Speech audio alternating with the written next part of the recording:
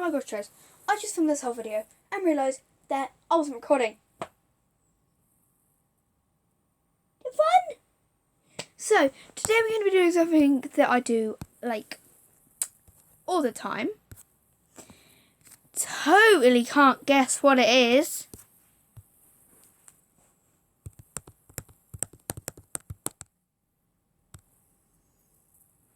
It's Meow the dog.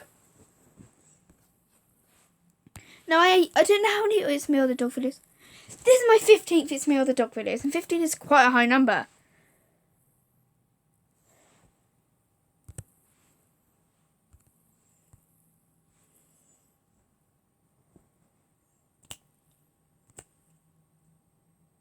Worst owner ever.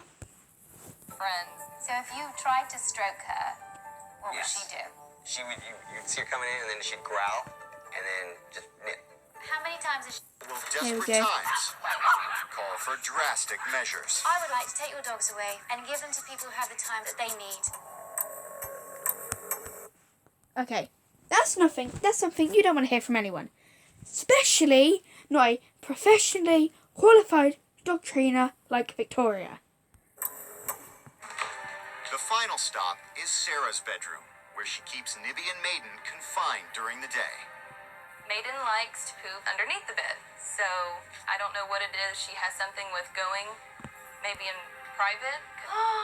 Yeah. I cannot believe what I saw.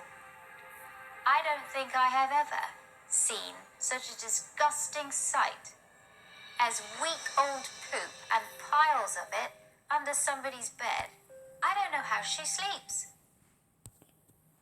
I wouldn't be able to sleep with my dogs doo-doo underneath me. Like, sorry, it's just not something I'd be able to do.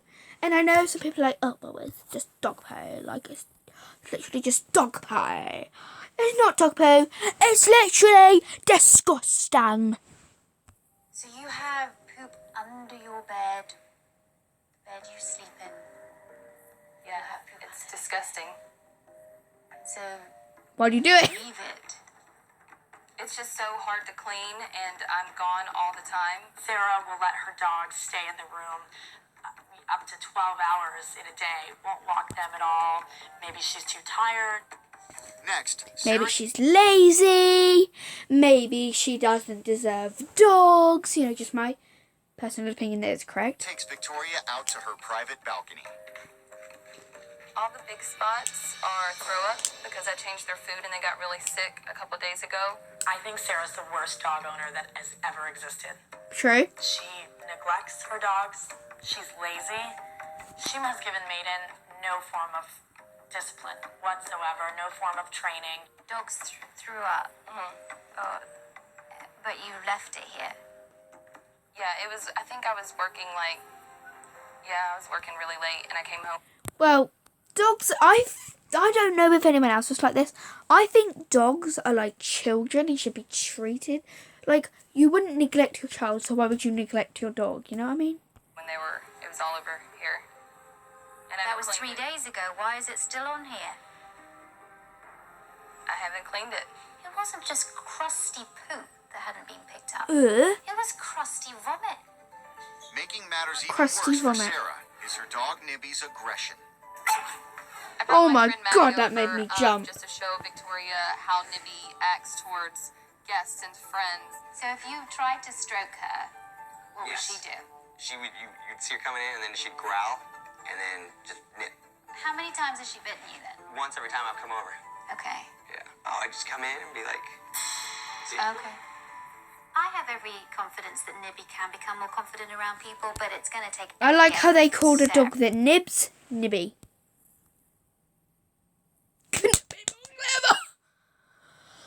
Oh, that hurt. And I don't think she's capable of doing anything at the moment. Hey, nice to meet you. Nice to meet you. Goodbye. Goodbye. See you. The irresponsibility that you're showing towards your dogs True. and towards your fellow house members is quite disgusting, and I'm appalled. And Oh you know my what? God. I would also like to take your dogs away from you and give them to people who have the time and attention that they need. And Oh the my filth that they God. have to live in, especially your dogs in your room, Sarah. I've never seen a room like that. And it's a health hazard not just for your dogs, but it's a health hazard for you. Nibby's already bitten, and she's going to continue to bite and bite and bite. One day somebody's going to come in here, and that bite is going to be a liability. So we need to get that under control. Okay. Okay, I've got somebody that I want you to meet. So Victoria has brought in a professional to show the girls the serious health hazards they are facing. Greg is an environmental consultant, and he specializes in bacteria and molds. And I thought it was really important that he comes. They saw and you actually do a and saw your test, disgusting especially room, when I went and then tackle your saw. room, Sarah. Greg is going to inspect my room, and I'm really nervous. Greg collects samples from 3 areas. Yeah? The comforter, Sarah's pillow, Oh dear. and the wretched underbelly of her bed. First impression is overexposure to fecal matter. I'm very concerned because there's so much waste, there's so much dust. It makes me think it's been there for quite some time.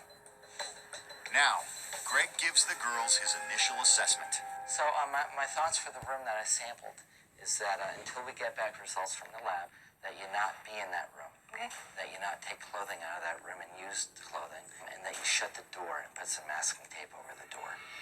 Okay. Wow, this is serious. My concern about E. coli is that if you do show symptoms, treatment for E. coli can damage your kidney as well as high blood pressure and diseases like that that don't go away. I had no idea things were that out of control in my room. And round one, if you And supper part 2.